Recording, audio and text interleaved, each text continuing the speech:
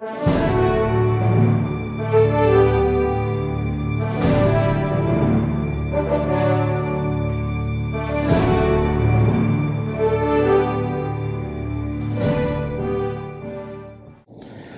Bapak Ibu Saudara sekalian, para pemirsa dari E-Wisdom dalam acara Aruna Wijayogita Official Channel. Tuhan berkati berlimpah-limpah.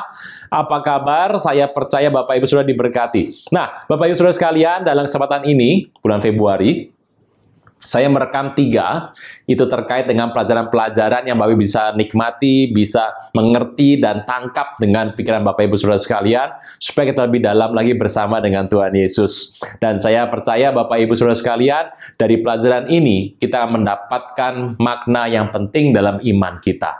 Tapi sebelum itu Bapak Ibu Saudara sekalian, izinkan saya berdoa bagi Bapak Ibu Saudara sekalian. Dalam kesempatan ini, saya bersama dengan tim akan berdoa bagi Bapak Ibu Saudara yang sakit, yang sedang dalam kondisi keuangan, juga dalam kondisi relasi yang sedang ada masalah atau emosi. Saya akan berdoa supaya Bapak Ibu Saudara diberkati Tuhan, sehingga masalah-masalah tadi tidak membawa Bapak Ibu semakin jauh dari Tuhan. Kita akan berdoa. Bapa di sorga, Allah yang perkasa, yang hidup, hamba berdoa dalam nama Tuhan Yesus. Engkau memberikan mereka hikmat, berikan umat-Mu pengertian bagaimana untuk lepas dari masalah, bagaimana hidup kami ditimpa masalah, kami mengerti Engkaulah Tuhan yang hidup, yang perkasa, yang sanggup menyelesaikan masalah kami. Kami tahu bahwa kami sudah berjalan di tempat yang salah. Kami meminta ampun atas semua ini. Tuhan, Engkaulah yang berfirman dan semuanya akan terjadi. Saatnya aku berdoa dalam nama Tuhan Yesus. Mereka yang sedang sakit, mereka yang diganggu dengan kuasa kegelapan, mereka dilepaskan saat ini dalam nama Tuhan Yesus. Segala buatan dari kuasa kegelapan, roh-roh jahat, penghulu, penguasa, perintah kerajaan angkasa ditolak dalam nama Tuhan Yesus. Mereka dikuatkan kembali, roh jiwa tubuhnya dipulihkan kembali, suasana hatinya menjadi sukacita dan tidak lagi menderita. Anugerah Tuhan limpah dalam hidup mereka, dan setiap masalah-masalah kesehatan saat ini lepas dalam nama Tuhan Yesus. Mereka dalam masalah keuangan, Tuhan, biarlah mereka boleh mengerti dalam kehidupan ini, Tuhanlah yang hidup. Tuhan yang memegang kuasa atas keuangan mereka. Tuhan yang berkuasa, yang menjadikan mereka, untuk mereka boleh tunduk atas peraturan ekonomi sorga. Anugerah-Mu lebih dari hidup. Ampuni kami kalau kami selama ini mengikut Tuhan dengan menggantikan dengan segala kepentingan kami sendiri. Kami mohon ampun atas semua kesalahan kami. Kami berdoa dalam nama Tuhan Yesus, Tuhan yang melepaskan kami, sehingga kami boleh lepas dari masalah keuangan. Terima kasih Tuhan Yesus untuk relasi, untuk emosi. Tuhan memberikan sejahtera. Rangkum kami dalam sebuah kekudusan Tuhan. Jauhkan kami dari yang jahat. Anugerah Tuhan lebih dari hidup. Dan setiap orang di tempat ini yang memiliki masalah akan Tuhan pulihkan. Karena Tuhan adalah sumber dari segala sumber hidup dalam hidup kami. Terpujilah nama Tuhan. Anugerah Tuhan lebih dari hidup, dan itulah membuat kami bersukacita karena Tuhan. Terpujilah nama Tuhan kekal buat selama-lamanya. Amin. Bapak Saudara sekalian, terima kasih banyak untuk Anda yang sudah memberi bagi kami. Kami berdoa, anugerah Tuhan juga kuat dalam hidup Bapak Ibu, memberkati limpah Bapak Ibu, sehingga Bapak Ibu jadi berkat bagi banyak orang. Anugerah Tuhan ajaib Bapak Ibu. Selamat mendengarkan. Tuhan memberkati Anda berlimpah-limpah. Shalom. Shalom Bapak Saudara sekalian, para pemirsa dari E-Wisdom, Aruna Wijayogita Official Channel. Tuhan berkati berlimpah-limpah. Apa kabar? Ketemu lagi. Hari ini kita akan membahas mengenai Nazaret. Bapak Ibu, saya menemukan dalam kitab Matius kedua, Tuhan dikatakan sebagai orang Nazaret. Kita akan membaca sebentar Bapak Ibu. Matius kedua ayat 23.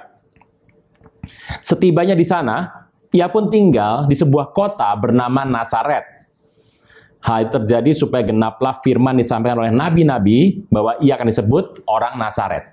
Nah, Bapak Ibu mengerti bahwa setiap kalimat, apalagi kalau dikatakan ini adalah kata nabi-nabi, pasti ada di Perjanjian Lama, itu adalah suratnya.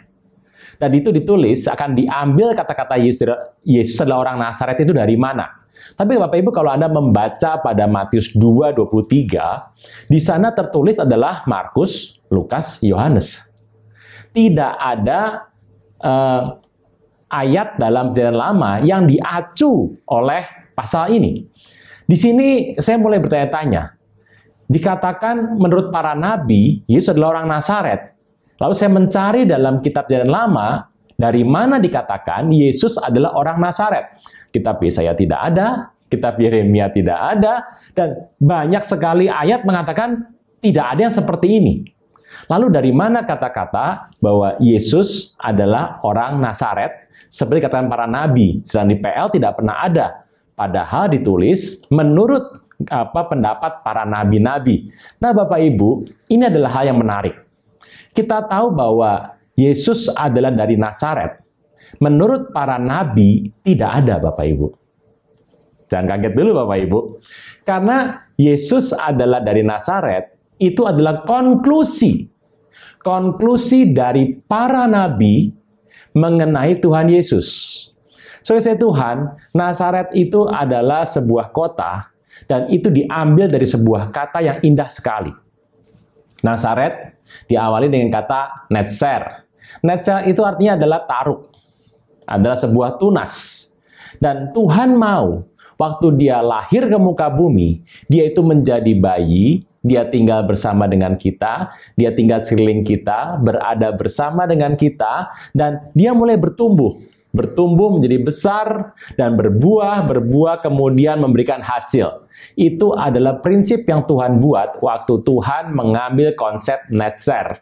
Nah, Yesus adalah orang Nazaret, itu mengambil konsep ini tidak langsung menjadi besar. Tidak seketika langsung bikin mujizat, langsung bikin banyak hal yang menarik depan orang, kesembuhan, melepaskan orang dari kuasa gelap, tidak. Tetapi Tuhan berjalan pelan-pelan dari kecil, membesar, dan menjadi sangat besar. Saudara Tuhan, ini adalah hal yang penting sekali. Kenapa disebut Nazaret? Nazaret di sini adalah bicara mengenai sebuah hal yang kecil, yang membesar menjadi berkat bagi kita, dan itulah kita sebut dengan nama Tuhan orang Nazaret. Itu hal yang penting sekali Bapak Ibu Anda mengerti hari-hari ini. Kalau Anda melihat, Bapak Ibu Saudara sekalian, apa arti Nazaret? Nazaret artinya adalah tempat sebuah ranting, atau tempat sebuah rimbun. Bapak Ibu, itulah tempat di mana Tuhan datang dalam manusia. Sebagai manusia dia datang untuk menebus Anda dan saya. Firman Tuhan berkata bahwa kita mendapatkan anugerah daripada Tuhan, karena kita mengerti Nazaret itu sangat penting sekali. Jangan tunda menerima Yesus. Hanya Yesus yang sanggup melepaskan Anda dari kesalahan dan dosa. Selalu ada waktu bagi Dia, tetapi tidak selalu ada waktu bagi Anda. Mari, ikuti saya mengucapkan doa berikut dengan yakin. Tuhan Yesus, ampuni semua kesalahan dan dosaku. Saat ini dengan sadar dan rela, aku mengundang Engkau sebagai Tuhan, Raja, dan Juru Selamat hidupku. Terima kasih Tuhan Yesus untuk namaku telah dicatat dalam kitab kehidupan. Amin. Kenapa Nazaret? Nazaret adalah, saya katakan tadi, bahwa itu adalah tempat untuk branch. Itu adalah hal yang baik sekali kalau kita melihat dalam firman Tuhan. Di tempat itu akan muncul branch out. Itu akan muncul sebuah hal yang luar biasa. Kita mengerti bahwa dalam Nazaret ada suatu berkat yang luar biasa yang Anda terima. Bapak Ibu Saudara sekalian, ini adalah merupakan hal yang indah sekali. Netzer artinya adalah sebuah tanduk kecil, tunas kecil. Tapi Nazaret adalah tempat yang dituju Tuhan untuk menjadi penebus umat manusia. Saya melihat dalam Yesaya 11 ayat pertama sampai kedua, saya akan bacakan Bapak Ibu. Suatu tunas akan keluar dari tunggul Isai, dan taruh akan tumbuh dari pangkalnya akan berbuah. Bapak Ibu, ini mengacu kepada kata netzer tadi. Bapak Ibu, ini sungguh adalah merupakan branch yang muncul dari garis Daud. Ini bicara mengenai Mesias, ini bicara mengenai Tuhan Yesus Kristus. Tapi bagaimana kita menjelaskan bahwa Tuhan Yesus mengambil utamanya dari Netzer. Firman Tuhan berkata di kitab PL tidak pernah ada kata-kata yang mengatakan Yesus adalah orang Nazaret. Tapi bagaimana para nabi bisa berkonklusi seperti itu? Nah, jawabannya adalah seperti ini. Nah, Bapak Ibu Saudara sekalian, kalau kita mengerti mengenai Nazaret ini adalah sebuah hal yang indah sekali. Ini adalah bicara mengenai sebuah proses waktu demi waktu, tahap demi tahap, sebuah generasi demi generasi yang Tuhan bikin perubahan. Saya mengerti bahwa dalam hidup Bapak Ibu Saudara sekalian ada banyak sekali masalah, tapi banyak hal itu diselesaikan oleh Tuhan dengan cara yang ajaib. Tetapi dengan cara yang pelan-pelan. Dengan cara pelan-pelan itu, Anda bisa mengerti bagaimana Tuhan membuat sebuah mujizat yang besar. Nah, Yesus orang Nazaret, dikatakan di sana dalam Perjanjian Baru, itulah yang kita bisa dapatkan. Ternyata kata Yesus berasal dari Nazaret, itu dinubuatkan oleh para nabi. Menjadi sebuah konklusi. Nabi tidak berkata dia orang Nazaret, tapi dia berkata sebuah Netzer, sebuah tempat, dan itu digabung menjadi sebuah konklusi, menjadi Yesus adalah orang Nazaret. Bapak Ibu Saudara sekalian, Anda harus bersyukur karena Nazaret adalah tempat yang Tuhan pilih untuk menjadi penebus bagi kita semua. Anugerahnya besar, Anda akan melihat perbuatan Tuhan yang besar. Tuhan akan melihat perbuatan tangan Tuhan yang luar biasa dari Nazaret. Nazaret adalah sebuah tempat yang di luar dari itu ada tempat Galilea, di luar dari Judea. Kalau kita melihat Nazaret itu tidak dihitung, Pak. Itu di luar dari orang-orang yang berasal dari Judea. Itu adalah orang kelas 2. Saudara Tuhan, ini indah sekali. Tuhan memulai dari tempat yang dimana orang membuang. Orang menganggap kelas 2. Orang menganggap tidak penting. Tuhan mulai dari sana. Hari ini kalau Bapak Ibu punya masalah, Anda punya masalah apa? Anda punya masalah, orang nggak perhatiin saya, orang tidak mencintai saya, orang tidak menghargai saya. Semua yang dibuang orang, semua yang dianggap rendah oleh orang, itu yang Tuhan terima pertama. Karena apa? Karena dia berasal dari Nazaret. Nazaret adalah tempat yang terbuang.